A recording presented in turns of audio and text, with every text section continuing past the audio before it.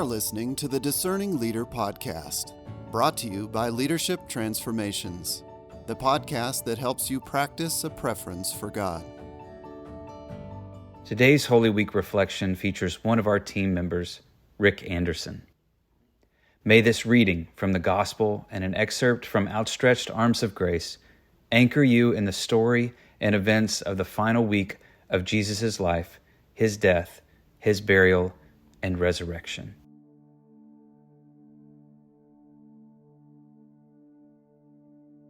Hear the word of the Lord, a reading from Mark 11, 12 through 19.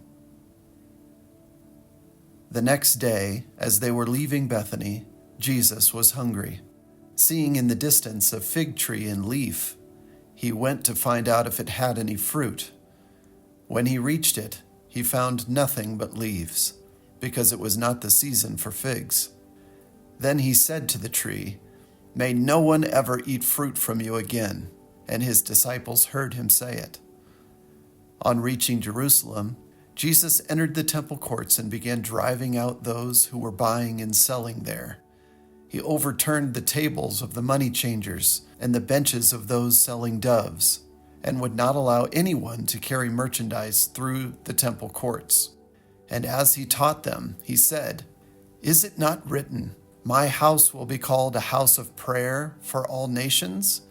But you have made it a den of robbers."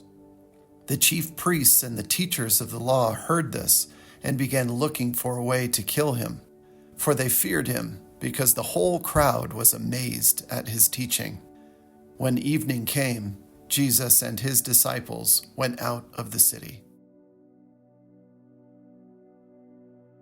And now a reading from Outstretched Arms of Grace.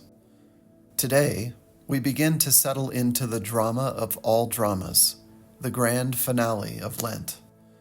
Holy Week has descended on the city of Jerusalem, and the apex of the crowd's acclamation will soon follow with their derision.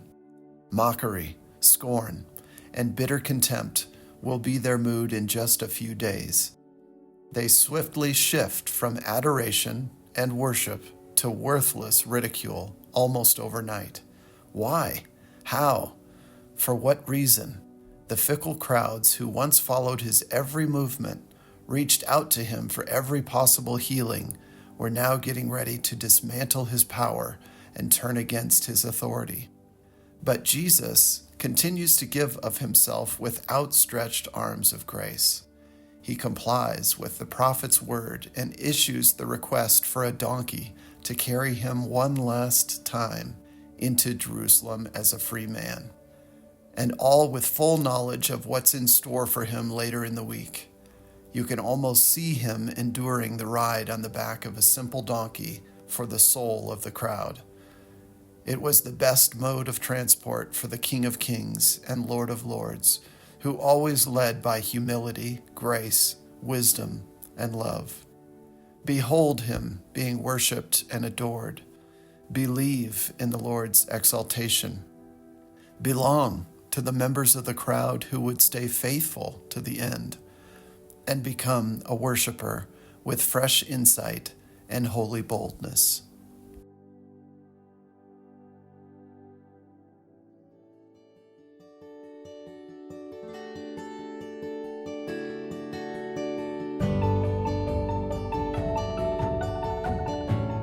The Discerning Leader Podcast is made possible by the generosity of friends like you. To encourage our team with a gift of any amount, please visit leadershiptransformations.org. Send along a note with your gift. We'd love to hear from you. Remember, a listening leader is a discerning leader.